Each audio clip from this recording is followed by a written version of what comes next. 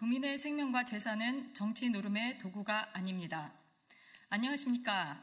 아이를 키우며 살아가는 부모이자 대한민국의 한 국민으로 제가 용기 내어 이 자리에 나선 이유는 우리 아이들이 대한민국에서 더 나은 미래를 펼칠 수 있기를 바라는 제 소망과 대한민국의 안보 공백에 관한 우려를 전달하기 위함입니다.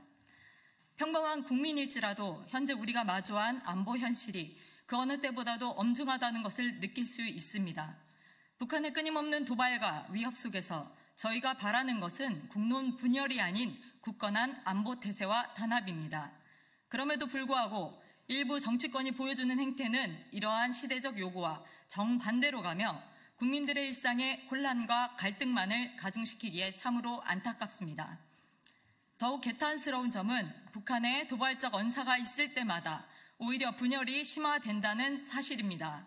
김여정의 대북전단에 대해 대가를 치를 것이라는 발언 직후 민주당 김민석 수석 최고위원은 대북전단을 방치한 정권과 국방장관에 대한 탄핵을 검토하겠다고 하였습니다.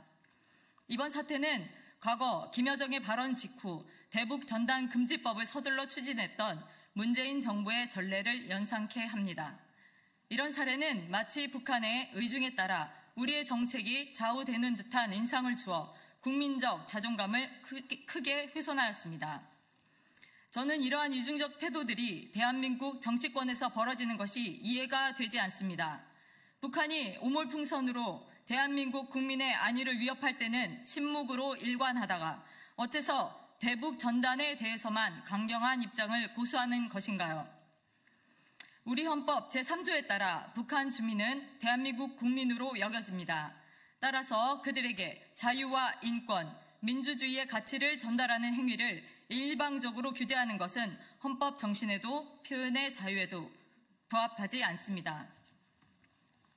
이러한 맥락에서 민주당의 국방장관에 대한 탄핵 검토는 법리적 타당성이 결여된 정치적 선동이라고 아니할 수 없습니다.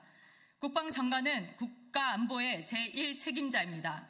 결국 현 상황에서 거론되는 탄핵 사유는 이러한 요건을 충족하지 못할 뿐만 아니라 오히려 국가안보에 심각한 공백을 초래할 수 있는 위험한 발상입니다. 대한민국의 안보 공백을 그 무엇보다 바라는 것은 반국가 단체인 북한임에 의심의 여지가 없습니다. 만약 안보 공백을 감수하고서라도 정치적 목적을 위해 이를 감행한다면 그 책임을 반드시 져야만 할 것입니다. 저는 이 자리를 빌어 간곡히 호소드립니다. 더 이상 무책임한 선동으로 사회적 혼란과 국민들의 불안을 증폭시키지 말아주십시오. 얼마 전 계엄령 시행설로 인해 저와 제 가족뿐만 아니라 이웃 주민들까지 불안과 혼란을 겪었습니다. 이제는 구체적 근거를 제시 못하는 그저 유언비어로 여겨지게 되었지만 제1야당에서 제기한 이 선동으로 인해 소모적이고 걱정스러웠던 일상들은 여전히 국민들의 마음에 새겨져 있습니다. 부디 국민의 안전과 생명을 정쟁의 도구로 활용하는 행태를 중단해 주십시오. 이러한 정치적 공방으로 인한 피해는 고스란히 우리 아이들과 일반 국민들의 몫이 되고 있습니다. 어떠한 정치적 목적도 국민의 안위보다 우선될 수는 없습니다. 또한 북한의 위협에 대응하는 우리의 자세는 보다 일관되고 단호해야 할 것입니다. 대한민국의 분열을 조장하는 것이 아닌 국민의 안전과 국가의 존엄을 수호하는 데 초점을 맞추어야 할 것입니다.